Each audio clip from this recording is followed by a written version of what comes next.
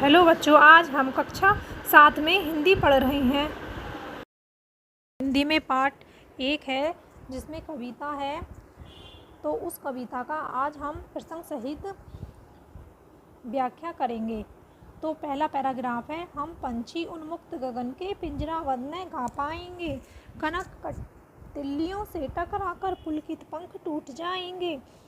हम बहता जल पीने वाले मर जाएंगे भूखे प्यासे। कहीं भली है कटुक निबोरी कनक कटोरी की मैदा से। तो इन पंक्तियों का प्रसंग है। प्रस्तुत पंक्तियाँ श्री शिव मंगल सिंह सुमन द्वारा रचित हम पंछी उन्मुक्त गगन के नामक कविता से ली गई हैं, यानी उद्धृत हैं। इनमें पक्षियों के माध्यम से गुलामी की अपेक्षा आज़ादी के महत्व को दर्शाया गया है। व्याख्या यानी अर्थ। पक्षी खुले आकाश में विचरण करते हैं यानी उड़ते हैं। यह उनका स्वभाव है तथा उनकी स्वाभाविक विशेषता भी है। यदि उन्हें पिंजरे में बंद कर दिया गया तो वह गा नहीं पाएंगे, क्योंकि गीत खुशी में गाए जाते हैं और आकाश में उड़ने वाले पक्षी पिंजरे में बंद होकर कभी खुश नहीं रह सकते।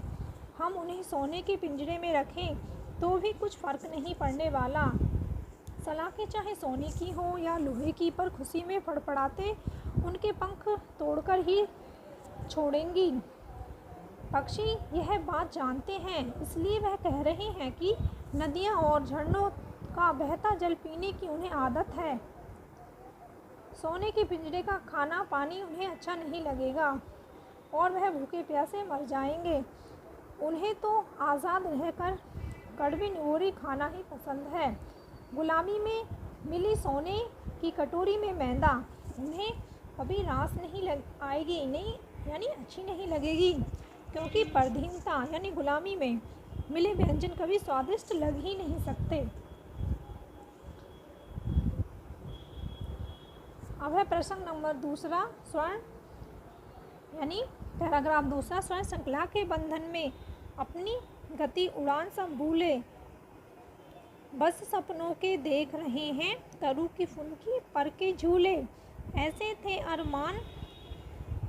थे अरमान के उड़ते, नीले नभ की सीमा पाने, लाल किरण की चोंच खोल चुकते तारक अनार के दाने। तो इसका प्रसंग है। प्रस्तुत पंक्तियाँ श्री शिव मंगल सिंह सुमन द्वारा रचित हम पंछी उन्मुक्त गगन के नामक कविता से ली गई हैं, यानी उद्धृत है।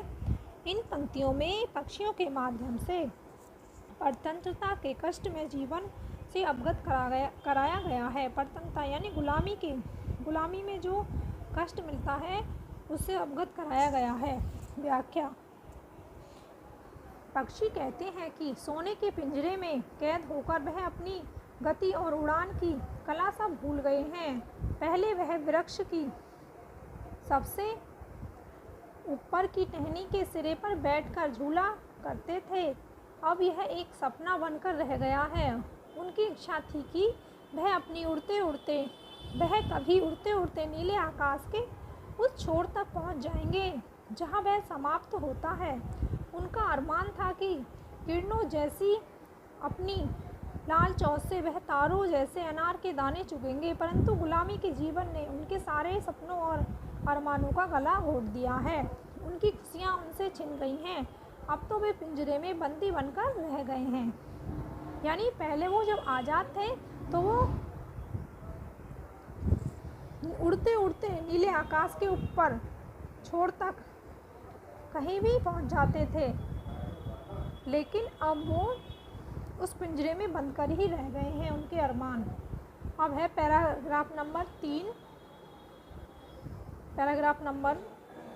3।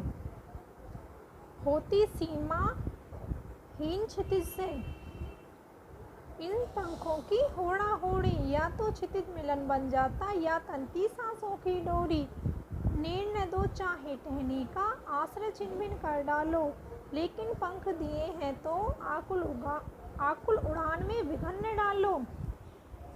क्या कह रहे हैं? होती सीमा छीन हितिज से इन पंखों की होड़ा होड़ी, या तो क्षितिज मिलन बन जाता या तंती सांसों की डोरी। निर्णय दो चाहे टहनी का आश्रय छिन भिन कर डालो, लेकिन पंख दिए हैं तो आकुल उड़ान में विघन मत डालो। तो इन पंक्तियों का प्रसंग है। प्रस्तुत पंक्तियाँ श्री शिव मंगल सिंह सुमन द्वारा रचित कविता हम पंछी उन्मुक्त गगन के नामक कविता से उद्गृत हैं। इन पंक्तियों में पक्षी आज़ाद रहने की इच्छा व्यक्त कर रहे हैं, यानी वो आज़ाद होना चाह रहे हैं। व्याख्या: इन पंक्तियों में पक्षी कह रहे हैं कि अगर वे आज़ाद होते तो उड़ते उड़ते आकाश की सीमा ढूंढने निकल जाते। अपने इस प्रयास में या तो वह क्षितिज के आखिरी छोर तक पहुंचकर ही दम लेते या अपने प्राण त्याग देते। पक्षियों द्वारा व्यक्त उनकी इस इच्छा से पता चलता है कि अपनी आज़ादी उन्हें कितनी प्रिय है। पक्षी पुनः विनयपूर्वक कहते हैं कि भले ही कोई उनसे उनका घोंसला छीन ले या पेड़ की डालियों का उनका ठिकाना नष्ट कर दे, लेकिन जब वो ईश्वर ने उन्हें पंख दिए हैं तो उनके उड़ने का अधिकार उनसे न छीना जाए। उन्हें पिंजरे में बंदकर उनकी उड़ने की इच्छा को न मारा जाए। उनकी आज़ादी उनसे न छीनकर उन्हें अंतहीन आकाश में उड़ने दिया जाए, यानी जहाँ तक उनका मन करे, यानी जहाँ तक आकाश है वहाँ तक उन्हें उड़ने दिया जाए। उनका यह मन है पक्षियों का। तो मुझे आशा है ये आपको समझ में आया होगा अच्छे से। ये व्याख्या इस कविता की यहाँ समाप्त हुई।